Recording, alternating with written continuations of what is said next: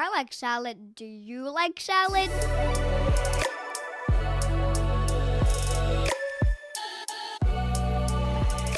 Hi, I'm Hostion Ho. I'm living in Vancouver, BC, Canada, unceded territory of Musqueam, Squamish, and Tsleil-Waututh nations.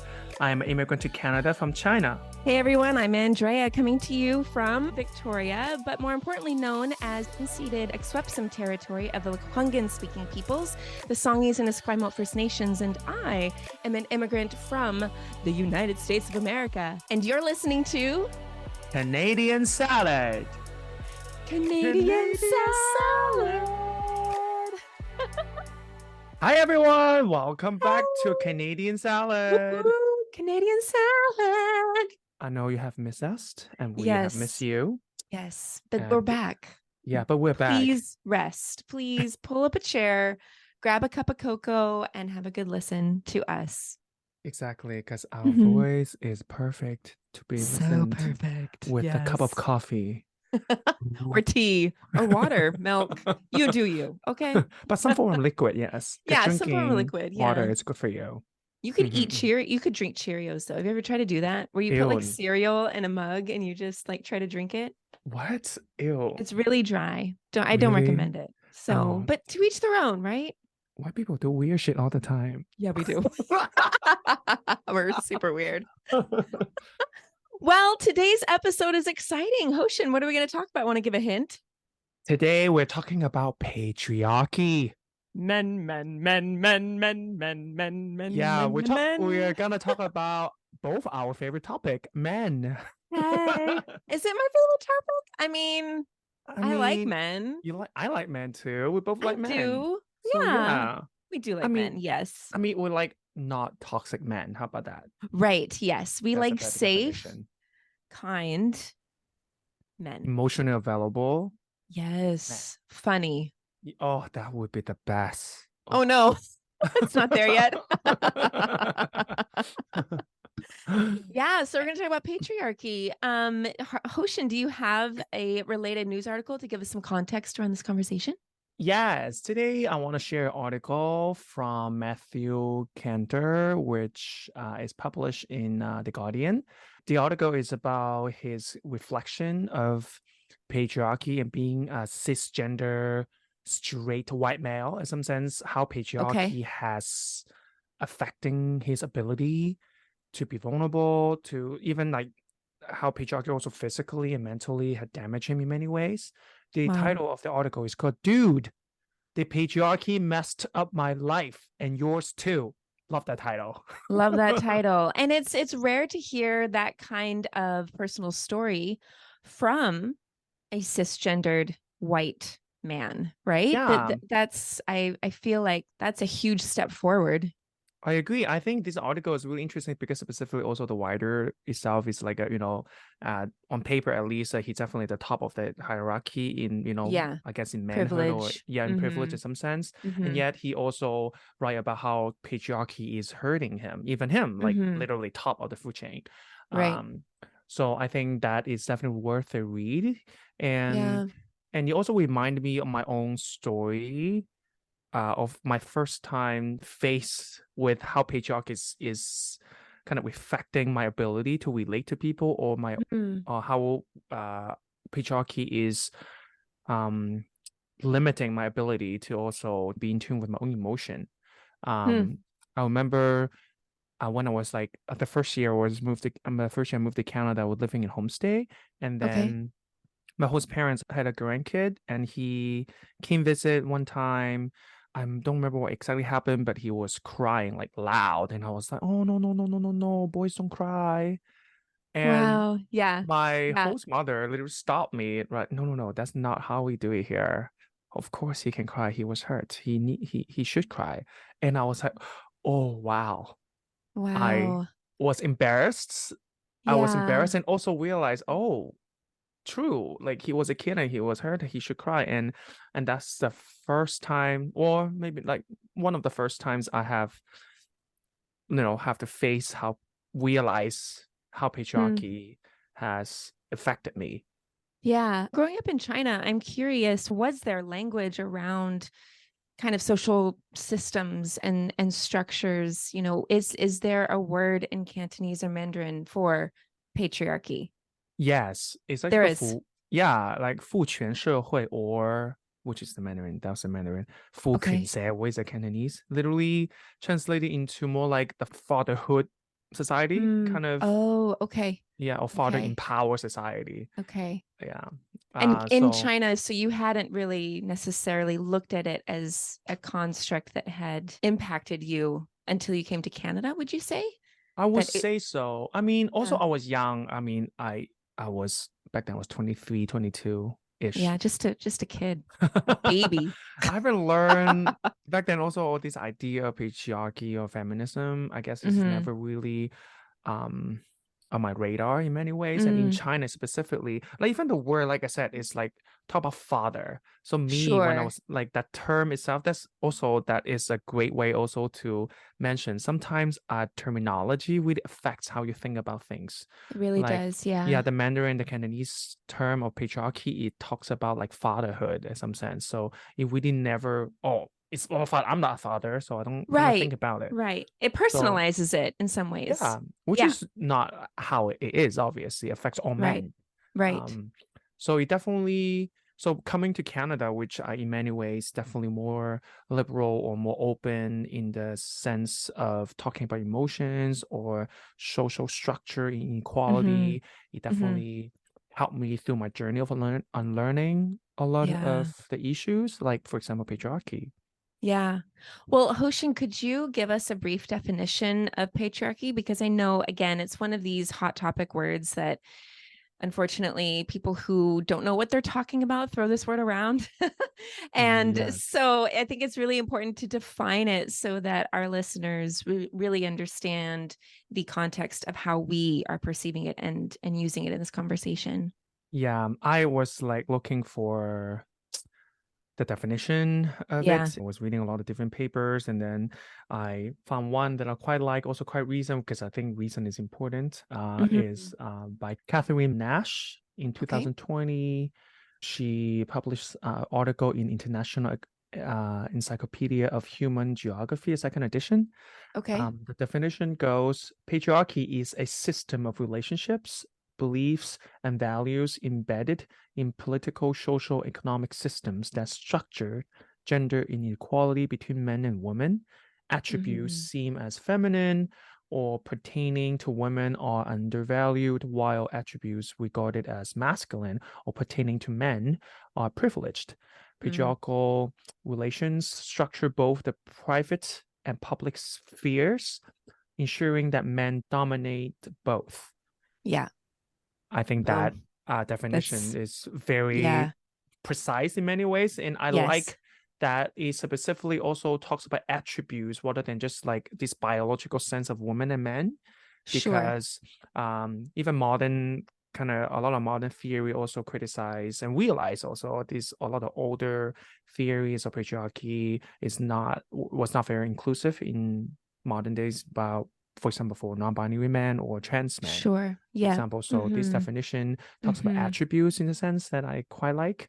And Yeah. in that article, Catherine also specifically stressed that in different cultures, patriarchy also manifests in many different ways, Mm.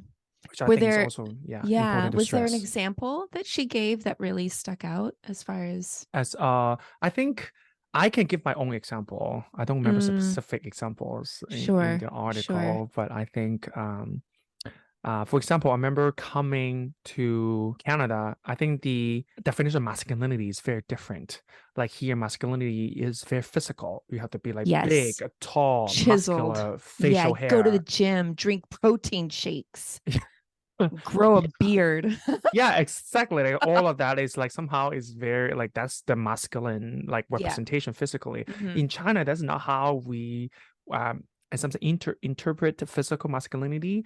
Or Okay. maybe I don't know, maybe because from this like southern China in general, it's a smaller build, so we never Okay. see like facial hair as masculine.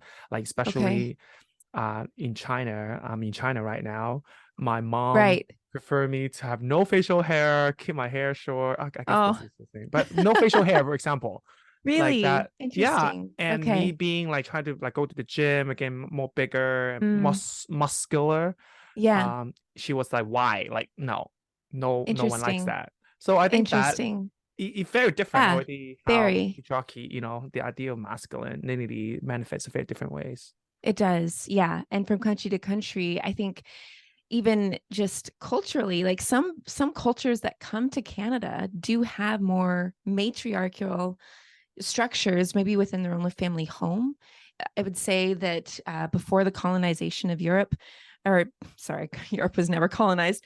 Before Europeans colonized all African countries, um, ancient literature and culture and scripts document women being the leaders of their tribes, or they were responsible for economic sustainability, so food resourcing and making sure that people were taken care of. So there was this expression, and I have heard others from African countries say that there is God and then there's mother, and mother is as close to God as anyone can be. And so this Oh. idea that you don't disagree with God and you don't disagree with your mother, right? But when Europe colonized Africa and a lot like India and many other countries, in came this not only patriarchy but whitewashed Christianity, which completely restructured what a man is based on biblical passages or whatever not. So Yes. in many ways,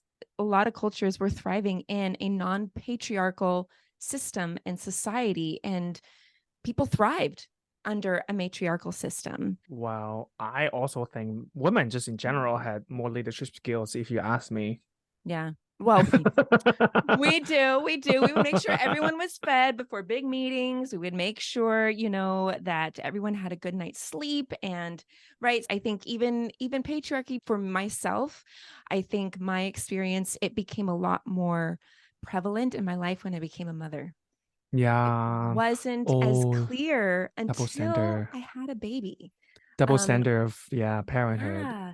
And all of a Hmm. sudden, duties became very gender specific. Oh, well, mom cooks Yes. dinner, dad goes to work. Ugh. Mom she wears this, or she drinks. My son is 6, so he for a while thought that only women drink coffee because I drink coffee, and only men drink tea because his sample size is Is me you and too, yeah. me and my husband. But we always have this conversation like, women can drink tea, coffee, whatever they want to, and men can wear pink, and men can love the color. We're, rewriting those kinds of narratives so that he grows up with this idea that a man can be who he wants to be. A woman too. Yes, that too. Yes. So, Yes. yeah. Hoshin, how would you say patriarchy benefits men? Well, I think many I mean, men. do we need to say? I mean, I think I we both know. I know. was like, is it really a question? We benefit in all aspects of society. As a man, I'm guilty of it too. But as a gay man, as I always said, that yes, I'm definitely a beneficiary of patriarchy, but sometimes I'm also a victim of it. Right. Just, because I'm like a really quote unquote a real man. Mm, But I do have some studies on how man is benefiting from the patriarchal system. There is this paper called Theorizing Patriarchy by Sylvia Warby, which I found that she mentioned 6 patriarchal systems which restrict women and maintain male domination. yeah. So interpret in the sense that, men through these 6 different structure, men maintain their dominance, which is how men Yeah. benefits. Mm-hmm, First mm-hmm. one is pay work, which is, the pay Oh, gap, obviously. yeah. Huge. Um, Mm-hmm. I don't Yep. think any country in the world have equal pay yet. So Yeah. that Yeah. men That would be, just in general for the same work gets more pay. That's yeah. how they benefit. Mm-hmm. And the second is household production. As you just also mentioned, after Yep. becoming a mother, you're Yep. realizing how many duty, like very gender specific and in general, women are facing a Yeah. lot more expectations than men. Yeah. And my husband, just to add to that, my husband is still learning, but he was not fully aware of his privileges when he got Mhm, married and became a father. mhm, In many mhm. ways, like he's had to re-examine, why is it that I'm not just ready to help you or do this household chore automatically. Right. And he's not intentionally trying to make it unequal, but he grew up in a patriarchy system, which subtly taught him this is what patriarchy looks like. This is what your responsibility as a man is, just kind of hang out, relax. And mom, wife will take care of it. So yeah. It also reminded me like Ali Wong in her Netflix specials. Highly recommend Ali Wong. I know she always also loved that. She always bring up the difference between how men and women are treated, no matter in the industry of comedy or just as a mother. She specifically also says that it takes so little to be a good father. It takes everything to be a good mother. Yes, it does. It does. Yeah. It's really hilarious, but also really true. Yes. And the third structure is culture.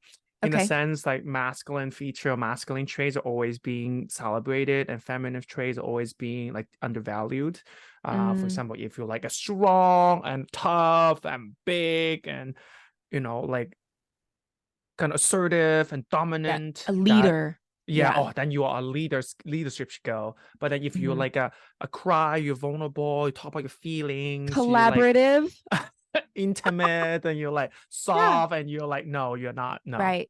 It is a social construct.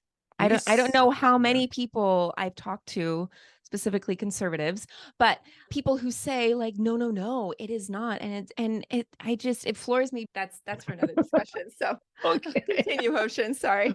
Okay, and the fourth is sexuality. The idea of even women sleep with a lot of men, somehow she's a slut is like a bad thing, and men sleep with a lot of women somehow it is, he's the guy, he's a player. He must be good at this. Right? He is like popular, but of course we're talking about the binary sense, right? And of course, I think in the non-binary world and the queer world is very different. In different contexts there. And then the fifth one is violence, and there's a lot of violence against women, and that violence kept happening through centuries. Also somehow kept women, restricted women's behavior, because for example, when you go out at night, it's always, recommend, if you're a woman, you should go out with, with people. You should never just walk out in the street in the middle of the night because of this, the scale of violence towards them. Yeah. It's something so normal that even becomes a common thing that people recommend. And the last one, sixth one, it's the states, which is like, the country, the political system. In most countries, men are still mostly in power, no matter in economic sense or in political sense. Like Canada, specifically Canada. Which is not the states, almost all major European countries as well. Still mostly men in power, and that definitely sets that strong tone there that men are in charge, which is. And then of course they're gonna benefit even more men. They're gonna set up legislations and everything that benefits them, not necessarily women, because they, of course, as a man, they don't necessarily understand what woman needs, right? They understand what they need, so they're gonna set up policies benefits them. So I grew up believing that a woman should never be in leadership position because she's so emotional. And unpredictable, and she can't be trusted with her emotions. This was the narrative that I was taught and I believed in my young adult life. And now just even saying it just absolutely makes me so angry. It disgusts me. It is but it is the patriarchy narratives that are embedded in us that we have a responsibility to really unpack. Which I think segues to the next question, Hostion. How would you say, patriarchy harms men? I would say it punishes men in some ways, but we know it's bad. But Hostion, is it really that bad? Not as bad as the woman, obviously, who suffers through eons since, humanity exists, Of course, I do agree, though, that men are also suffering in the system of patriarchy, even though maybe not as bad as women, but this system is not good for men either. There's a very good article called "Is Patriarchy the Source of Men's Higher Mortality?" by Dr. Stain Streets, Ben Barr, and Scott Samuel. They did this research to rank, I think, 50 something countries data on female homicide rates. And they Okay. use that rate specifically as a standard for patriarchy level of Mm. these countries. So they use the female homicide rates to compare the male mortality rate in Okay. these countries. And they realize female homicide rates almost equals to patriarchy level. Patriarchy contributes to the mortality. So higher the patriarchy, Mm-hmm. men dies younger, Mm-hmm. average. And then they also try to be cautious. So they also look into GDP, maybe they die young, maybe also because of wealth, because they don't have enough, protection or food, maybe other costs. Mm-hmm. So they also look into GDP of these countries, but GDP only affects 13.6 of the variance of the male mortality rate. So compared to the 48.8, the 13.6 is very low. Yeah. So the female homicide rate, which is again patriarchy, explains way more in males' mortality rate. Yeah.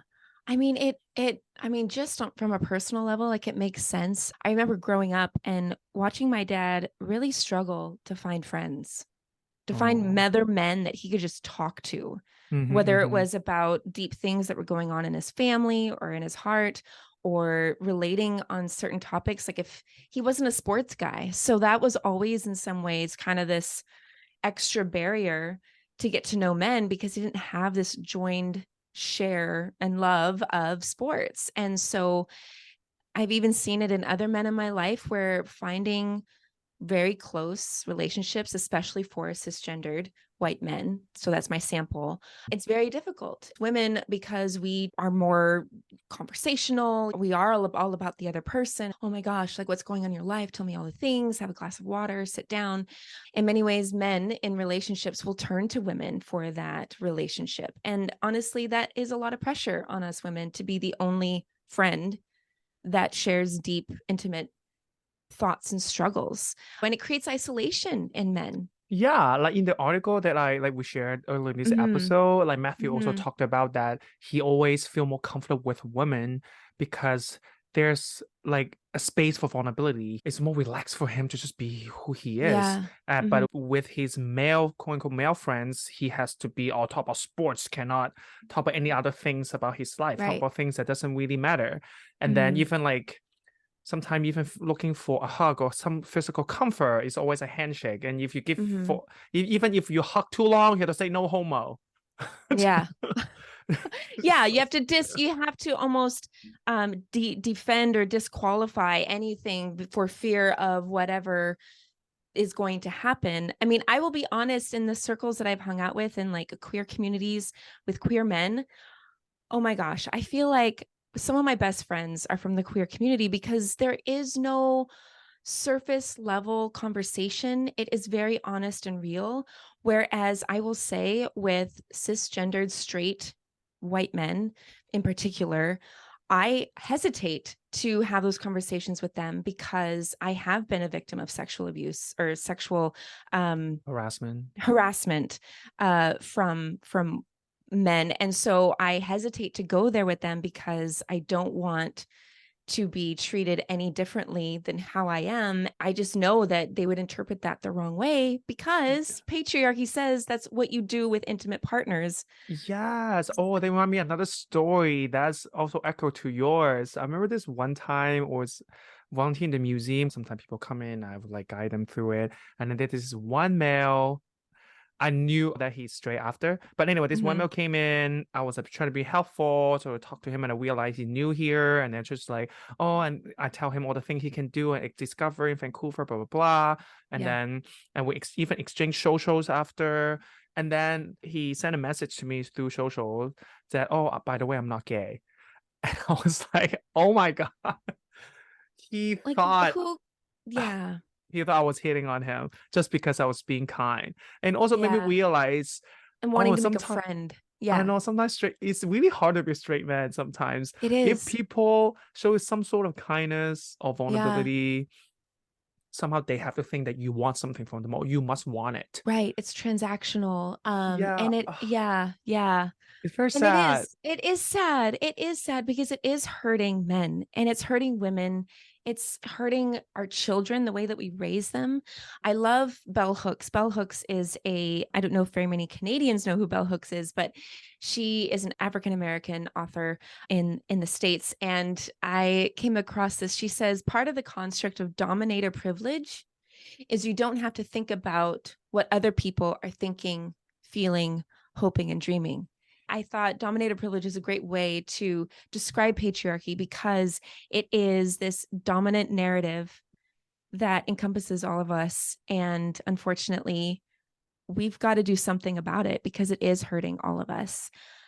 Hoshin, how would you say we can dismantle patriarchy in your opinion? I know it is huge. Oh, big question. To be really honest, I don't think we can completely erase patriarchy out of, humanity.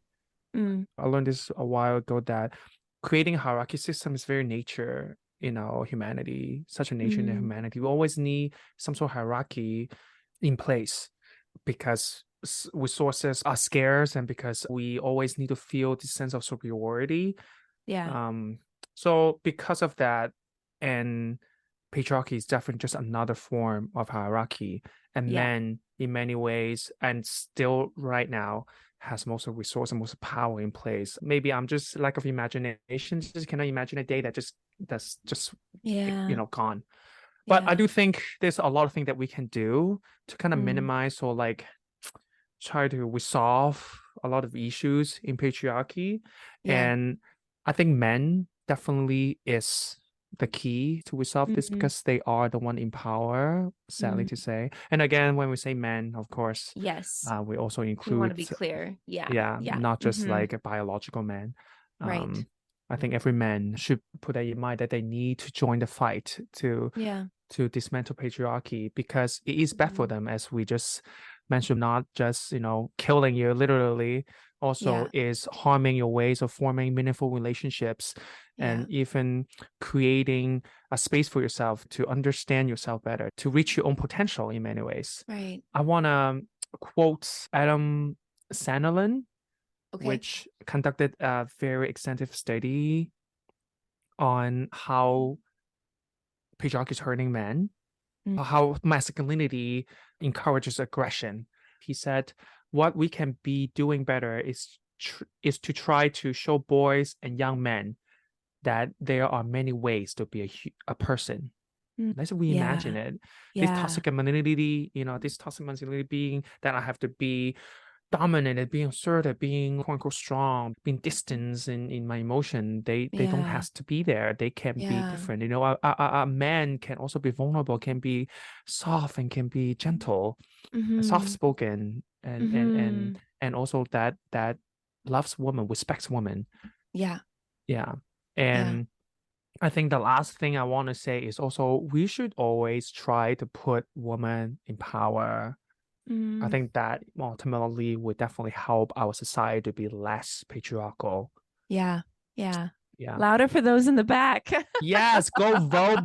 Go vote, honey. Go vote. Yes, right. That's right. And women, get involved with civic policies and positions of leadership in your local city. I want to just tag briefly onto your last statement there, Hoshin, with the quote. Having a son has really, again, opened my eyes to how do I define his humanity more than his gender, right? And so there's these things that, we stood on the soccer field and there's, kids are crying because they're 3-4 years old and they don't know what they're doing. They're getting overwhelmed, and developmentally, that's what kids do. They have to. And hearing these fathers yell at their kids, stop crying, boys don't cry. In many ways, it makes me angry because it's like that little boy just needs to cry. But two, that father is that way because his father was that way before him, and his father was that way before him. There was a quote called The Happy Givers. They're a Puerto Rican nonprofit, and they do a lot of social justice work. And they put out this quote, and I really like it. It says, boys will be boys. Actually, no, boys will be respectful and responsible for their actions. Boys don't cry. Nope. Actually, boys cry, and that's okay. Yes. Act like a man. Nope. Act like a human. be kind and be yourself. Yes. Right. And so these are very, very pivotal. And I would say for any male listener, any person who identifies as a man, be the example, be the role model. Honestly, kids and youth will do what they're shown. And if we're not showing them more of how a man can be a man and a woman can be a woman, whatever that looks like, the more we can actually reboot the narratives and we can reframe the conversations, and we can find, maybe not in our lifetime, Hoshen, but maybe in the next 2 generations, we can start to see this ripple effect of human decency and kindness, where a man can Yes. be whatever a man wants to be and a woman can be whatever she wants to be, and that there's a balance, and that there is an equality that can be shared socially. So be the Yes. example that you want to see in the world. And that starts from crying. Yes, let's all have a good cry. That's why I cry all the time, just Oh to my be gosh, example. it's so good. My son cries and I say, baby, your tears make you strong. You keep crying, because that's going to give you strength. And he'll see other people cry and he's like, that's what makes people strong. And I'm like, yeah. That's so cute. Yeah. I wish my mom told me that. Oh my God. Oh. No. Well, I'll But tell you yes. that. Yeah. Thank you. It makes you strong. Yes. But I love this yeah. conversation. This has been so good. And as harmful as patriarchy can be, we have an opportunity to redefine it and challenge it and be better. Yes. human. I think the takeaway is from this episode is men should realize that patriarchy has harmed them in many ways, has prevented them to connect, to find friends, to connect not just with other people, but with themselves as well. Right. And I think dismantling patriarchy is not just good for women. Absolutely not. It's also good for men's mental health. Yes. And they also help them to grow better as a person, and definitely ground them more in their own humanity. Yeah, absolutely. Yes. Yes. So love this topic. Yes, it's so good. And just a brief disclaimer, patriarchy is like feminism. There are so many veins and so many studies and frameworks and articles out there. Like, this is a very brief conversation. I encourage you to have this conversation as well, because it's really important. Yes. Yes. Men should have this conversation with the other man. Yes. Go, and have a good men. cry. Yeah, absolutely. Yes. It'll make you strong. Not the you can gym. just... Well, it's Canadian Pop Quiz. Yay. Ooh. This is the time in the episode where we will quiz each other on a fact related to the topic that we discussed. And neither Hoshen and I have disclosed what our question is. So it'll be a surprise. And I would love to hear your quiz. You go first, Hoshen. Oh, I go first. Okay. This is a very silly quiz. It's really funny though. Okay. Men fertility. Do you know which kind of underwear is better for men's fertility? Ooh. Like boxer brief, Like thong. boxer, brief, thong, underwear, job straps. Oh, sorry. Okay. The bikini job strap. Yeah. Okay. Or nothing at all. Yeah. Commando. Yeah, commando, exactly. No. Commando's not underwear. No. I'm gonna say boxers. Oh my God. Yes. Oh, Wow. you are. Wow. Ding, ding, ding, ding, ding, ding, ding. I don't even wear them, but I've heard that they feel better. I don't know. Mark told you, I assume. Sure. Yeah. That's who did it. Yeah. Okay. Yes, it's a research by Harvard, actually. By Harvard, I mean, wow, they have a lot of funding to do all kinds of research. Okay. You go Harvard. They have found that men who wore boxers had a 25% higher concentration of sperm and a 70% higher sperm count than those who favor other underwear types. Okay. Very interesting. Well, yay, boxers. I mean, it just makes sense, because it is. But here's the seriously, I feel like if I were to wear shorts, because boxers, come on, they're literally shorts. I agree too. Shorts under pants, like, what's the point? Just go commando. My sports shorts are like boxers, very short. Yeah. I don't get it. And they bunch up in the pant legs, I call them so then you see shorts. the lines. Yeah, booty shorts. Yeah, booty shorts. I love booty. Booty shorts. It shows my booty. Yeah. That's why they call booty shorts. Love it. Oh my gosh, yes. So my question for you is, Hoshin, what is the average height of men in Canada? What? The average height. Do I use You can do meters or feet. Depend. I have both here, just in case for all Oh, of our listeners, depending what you're used to. I will say 5'9". Ooh, you are like an inch away. It's 5'8". 5'8". Oh, that means I'm Translated 1.78 meters for all of you metery people. 1.78. That's Meters. 5'8". Yeah. 1.78. Meters. No way. No way. No way. Yes. What? Mm-hmm. Do I just not good at calculation? It's okay. I'm used to, I mean, I should be the one who's not good at it because I'm from the States. We grew up with the feet and we didn't grow up with the No, metric system. is I know I'm right. Absolutely. There's no way I can be wrong here. Yeah, use your privilege there. Yeah. I'm mansplaining you? Are you saying I'm mansplaining? Google was explaining you, not me. Hey, Google's True. written by a man and it needs to Google change it. because it's confusing me. So I did Google it multiple times. Anyway, whatever. So our next episode, well, moving on, our next episode, we're going to talk about collective people in an individualized country.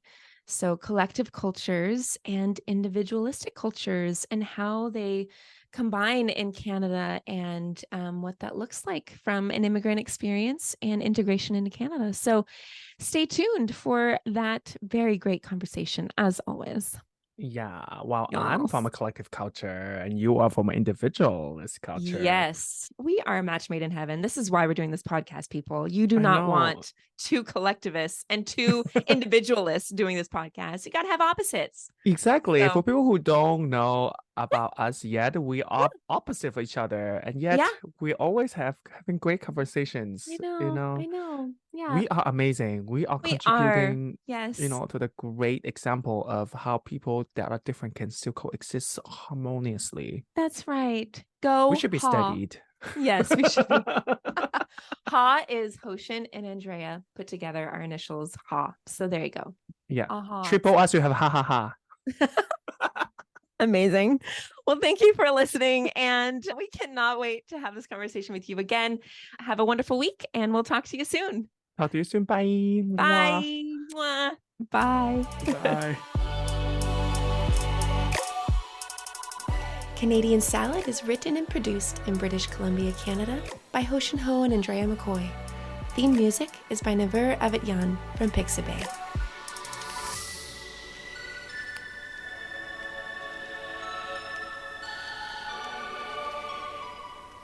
This has been a good Dranklin production.